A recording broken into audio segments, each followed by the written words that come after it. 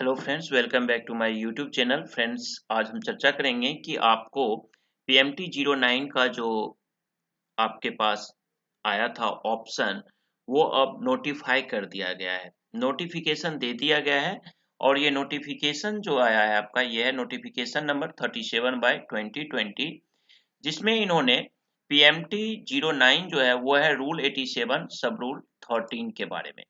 तो notification number 37 जो है, इसमें इन्होंने कहा था कि एक नोटिफिकेशन आपको दिया गया था, नोटिफिकेशन नंबर 31/2019, जो 28 जून 2019 को आया था, नोटिफाई किया गया था, जिसमें इन्होंने रूल 87 सब रूल 13 यानी कि पीएमटी 09 के बारे में कहा गया था। लेकिन उसमें ये कहा गया था कि ये नोटिफिकेशन, ये जो 31/2019 नोटिफिकेशन है, ये तब से वैलिड होगा जब ये गजट में पब्लिश्ड हो जाएगा। एक बार मैं आपको दिखा देता हूँ। ये 31/2019 नंबर नोटिफिकेशन है, जिसमें इन्होंने कहा है कि these rule may be called the CGST fourth amendment rule 2019 and they shall come into force on the date of their publication in the official gazette। तो ऑफिशियल गजट में जब ये आ जाएगा तब। तो मैं आपको लेके चलता हूँ गजट ऑफ इंडिया पे। आप देख रहे हैं यहाँ पे सीरियल नंबर 21 जो है मिनिस्ट्री ऑफ फाइनेंस का है, जो कि यहाँ पे आपको मैं ओपन करता हूँ गजट आपका। ये सामने अपना गजट खुल रहा है और इस गजट को खुल गया हमारे सामने। मैं इसे थोड़ा बड़ा कर लेता हूँ, जूम कर लेता हूँ। अब यहाँ पे आप देखेंगे, इंग्लिश पोर्शन पे हम चलते हैं। यहाँ पे ये नोटिफिकेशन 37/2020 जो अपना था, वही यहाँ पे आ चुका है। वही नोटिफिकेशन इस पे गजट पे आ चुका है और यहाँ इन्होंने क्लियरली कह दिया आपको कि ये जो है 21 अप्रैल 2020 से ये प्रोविजन फोर्स में ला दिया गया, रूल नंबर 87 सब रूल 13। अब इसके लिए मैं आपको एक बार लेके चलता हूँ जीएसटी के पोर्टल पे। ये देखिए, जीएसटी के पोर्टल पे आप जाएंगे, ये जीएसटी का पोर्टल आपका। इससे पहले मैं एक बार आपको जो पीएमटी 09 का है 27 अप्रैल 20 को जो इन्होंने डिक्लेरेशन दिया है अपडेट, इसमें इन्होंने बताया कि एक बार मैं और क्लियर कर दूं आपको, जो पीएमटी 09 जो है, ये क्या है। पीएमटी 09 है कि अगर आपका इलेक्ट्रॉनिक कैश लेजर, ये देखिए जीएसटी का, ये आप सर्विस में चले जाइए, देख लीजिए पीएमटी 09 कहाँ से फाइल करना पड़ेगा। सर्विस में जाके आप लेजर में जाके जाइएगा, इलेक्ट्रॉनिक कैश लेजर में। इलेक्ट्रॉनिक कैश लेजर में जाने के बाद आपके सामने ऑप्शन आता है व्यू फाइल जीएसटी पीएमटी 09 या file GST PMT 09 for transfer of amount, यानी कि एक हेड से दूसरे हेड में अमाउंट को ट्रांसफर करने के लिए आपको पीएमटी 09 फाइल करना पड़ेगा। अगर आप फाइल कर दिए हो तो यहाँ पे आप व्यू कर सकते हो। तो यही चीज यहाँ पे इन्होंने कहा है।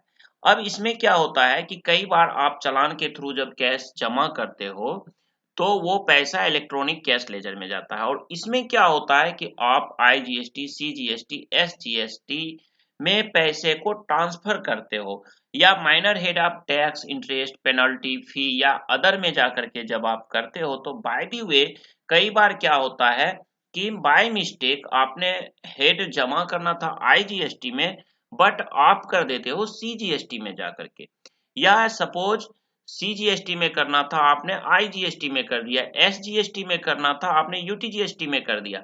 तो इस केस में क्या होता है कि आपके लिए दिक्कत हो जाता है कि उस फंड को आप यूज नहीं कर पाते हो, फिर से अलग से आपको जमा करना पड़ता था। अब इससे बचने के लिए आपके पास ऑप्शन दिया गया कि अगर आपने बाय मिस्टेक आईजीएसटी में किया पैसा जमा, तो वो आपको इलेक्ट्रॉनिक कैश लेजर में जाके चला जाता है, उस अकाउंट में जमा हो जाता है। वहां से आप उसको पीएमटी 09 फाइल करके आप सही हेड में ले जा सकते हो। और अभी तक क्या होता था कि अभी तक आपको अगर बाय मिस्टेक सीजीएसटी का पैसा आईजीएसटी में चला गया, जमा हो गया, तो उसके लिए आपको लंबा इंतजार करना पड़ता था। आप रिफंड फाइल करते थे RFD 01, तब जा करके आपको पैसा आता था। और ये बहुत ही मतलब लंबा प्रोसेस हो जाता था और ये आपका फंड, आपका मनी ब्लॉक हो जाता था। छोटी अमाउंट नहीं, सपोज करिए 20 लाख रुपया आईजीएसटी जमा करना था और आपने 20 लाख सीजीएसटी में जमा कर दिया, तो अब आपको एडजस्टमेंट के लिए तो पैसा चाहिए, वहां तो ब्लॉक हो गया पैसा। तो उस सिचुएशन से बचने के लिए ये आपके पास लाया गया है फॉर्म जीएसटी पीएमटी 09 के बारे में। यहाँ पे इन्होंने बताया कैसे कैसे करना है। उसके बाद यहाँ पे इन्होंने किस तरह से फाइल करना है उसका मैनुअल भी दिया है। इस मैनुअल को जैसे जैसे मैं यहाँ तक पहुंचा हूँ आप देख करके इसको यहाँ पे फाइल कर सकते हैं, जैसा कि मैं अभी आपको दिखाया। उसके बाद ये सारी चीजें आप करेंगे, ये फाइल करने का है जो कि अभी पोर्टल पे था। तो एक बार मैं आपको लेके चलता हूँ पोर्टल पे। ये देखिए, अब मैं फाइल जीएसटी मैंने सबसे पहले सर्विस में आया, सर्विस में लेजर में आया, लेजर में इलेक्ट्रॉनिक कैश लेजर में आया। उसके बाद आप मेरे केस में क्या है कि अगर आप देखेंगे तो हमारे पास बैलेंस नहीं है इलेक्ट्रॉनिक कैश लेजर में, तो मेरा सारा जो फाइल में करूंगा 00 ही आएगा। एक मैं फिर भी आपको दिखा देता हूं। सपोज कर लीजिए 1 अप्रैल से आज 30 अप्रैल हो चुका, तो मैं 30 अप्रैल को देख रहा हूं तो मेरा 0 है, कुछ भी नहीं है। तो एक बार अब हम आपको ले दिखाते हैं, बैक चलते हैं और रिटर्न का। तो मेरा 00 है तो वहां पे होगा नहीं, लेकिन मैं आपको एक बार समझा देता हूँ। उसी तरह से आपको करना है। फाइल जीएसटी पीएमटी 09 पे आप जब जाएंगे तो आपके सामने ये पोर्शन आएगा कैश लेजर बैलेंस। मेरे केस में देखिए सब जगह 00 है क्योंकि हमें से गलती नहीं हुई है। अब आपको मैं एक एग्जांपल यहाँ देखता हूँ। ये देखिए, अगर आपसे क्या हुआ, आपका आईजीएसटी में 99,677 रुपया था, शेष में 1 लाख था और टोटल आपका होगा 1,99,677। फिर टैक्स वाले में भी था आपको 95,000, इंटरेस्ट वाला आईजीएसटी में था 99,677 और टोटल आपका यहाँ पे जमा है। अब सीजीएसटी और एसजीएसटी या यूटी टैक्स में 5-5 हजार आपका आदर्श में दिया हुआ था, तो 10,000। अब आपको यहाँ पे जो गलती हुई है उसको क्या करेंगे, ये तो आपका एक्चुअल है। अब सपोज कर लीजिए यहाँ पे मुझे इस अमाउंट को, ये गलत अमाउंट था और मुझे दूसरे अमाउंट में ले जाना था, दूसरे हेड में ले जाना था, ये यहाँ पे।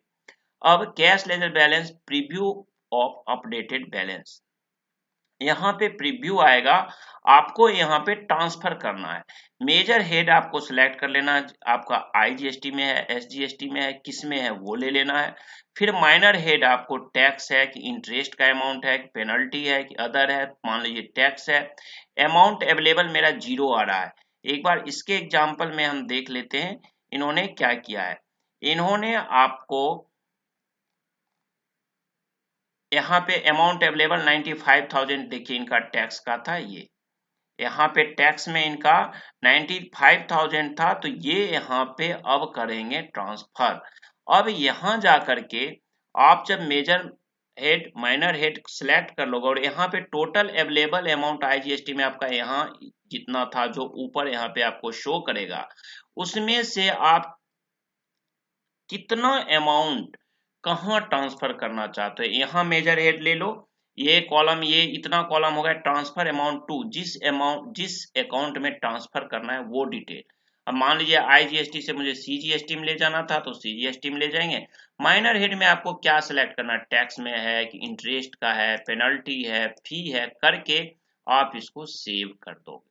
बस इतना ही करना है।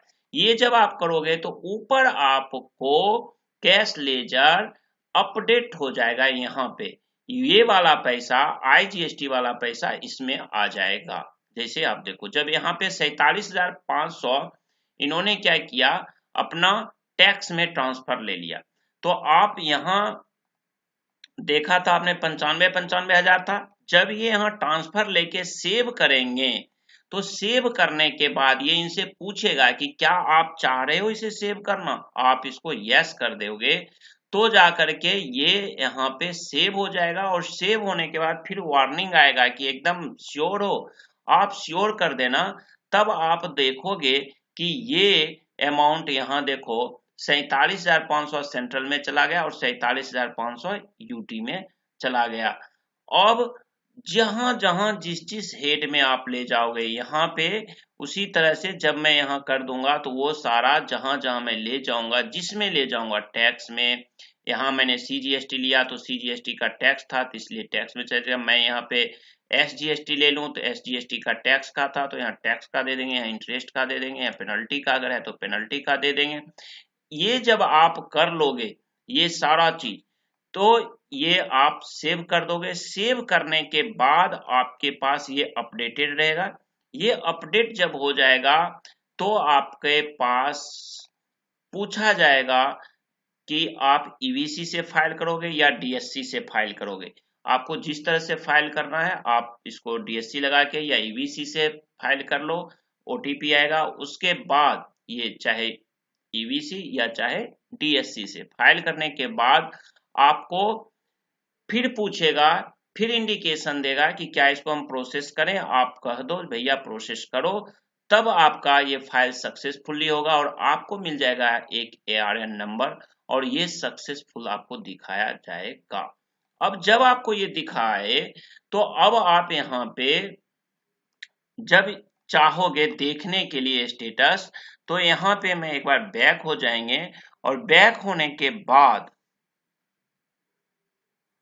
File view file GST PMT 09 यहाँ पे हम जाके देख लेंगे जो हमने रिटर्न फाइल किया था वो यहाँ पे शो कर रहा है कि नहीं।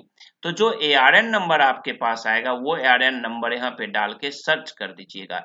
या अगर हम बाय डेट करें, ARN नंबर नहीं याद है तो सपोज कर लीजिए मैंने 1 अप्रैल से आज तक का डेट सेलेक्ट कर लिया और मैंने सर्च डाला तो यहाँ पे है नो डेटा अवेलेबल। अगर मैं किए होता तो यहाँ पे वो डाटा अवेलेबल हो जाता और उसको आप देख सकते थे और इसका प्रिंट सेव करके रखिए। तो मेरे पास अमाउंट 00 था तो शायद आपको समझने में कंसेप्ट क्लियर नहीं हो पाएगा उतना जल्दी क्लियर रूप से। आपको जो मैं प्रोसेस बताया वो प्रोसेस आप यही प्रोसेस फॉलो करिएगा कि अमाउंट अगर आपके पास है तो, नहीं है तब तो कोई बात ही नहीं है। और अदरवाइज आपको मैं यहाँ पे बता दिया हूं कि इस पे जाकर के GST के पोर्टल पे जाके किस तरह से हम यहाँ तक पहुंचेंगे, इसके गाइडलाइन पे, इसके मैनुअल पे वो देख लीजिएगा। यहाँ फ्रीक्वेंटली आस्क्ड क्वेश्चन है, ये सारा चीज, फिर electronic credit ledger, liability register, ये सारी चीज आप यहाँ से देख सकते हैं। तो PMT 09 आपके लिए बहुत बड़ी राहत की बात आई है। अब गवर्नमेंट से हम उम्मीद करते हैं कि शायद गवर्नमेंट हम लोगों के लिए एक बार GSTR1 वगैरह रिटर्न जितने GST के हैं उन सब को भी एडिट करने का ऑप्शन दे सकती है। जो जिस तरह से लिया जा रहा है स्टेप बाय स्टेप, ये धीरे धीरे सब चीज कर रहे हैं, तो मैं उम्मीद करूंगा कि ऐसा होगा। तो दोस्तों अगर वीडियो अच्छी लगे तो इसे लाइक करिए और इम्पोर्टेंट लगे तो शेयर जरूर कर दीजिए और हमारे चैनल पे पहली बार आए हैं तो सब्सक्राइब करना ना भूलें। Thank you, bye bye.